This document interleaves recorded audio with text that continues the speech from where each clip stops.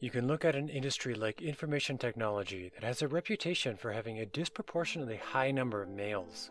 People talk about this as male-dominated, and it has a strong negative connotation. Most of us can clearly see how this imbalance is a problem, not only in terms of fairness and equity, but also for the long-term commercial viability of the organizations that make up the industry. When one of these organizations, especially a large one, allows itself to have an employee base that does not accurately reflect society, it is at real risk of losing touch with its customers and being brushed aside. That's a real concern for everybody, all the way from the shareholders and top executives to each individual employee, and it's just as much a business concern as anything else. The problem is widely known. The struggle is what to do about it. You can try to take away the perceived unfair advantage of one group.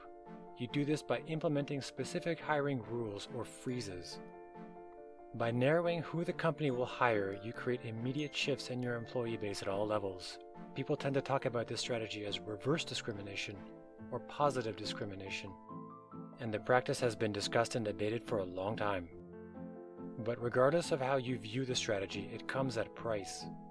Whichever group you exclude is likely to both notice and remember. If they get the feeling you have treated them unfairly, they're not coming back, and they're unlikely to be future customers. But what if you could turn the whole equation around? What if instead of trying to remove an unfair advantage, you change the game so there is no unfair advantage?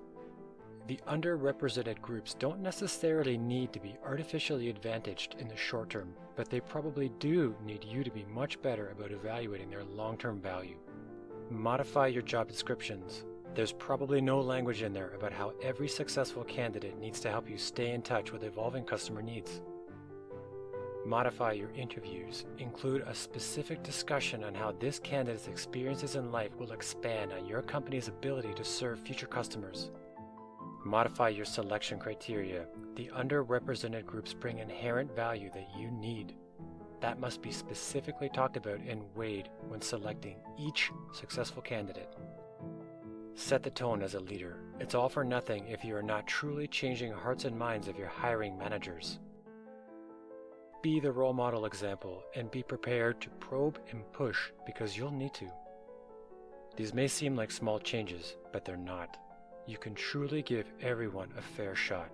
You can evolve the status quo while not unfairly advantaging anyone in the short term. It will help you with the gender discussion, but also take you way past it.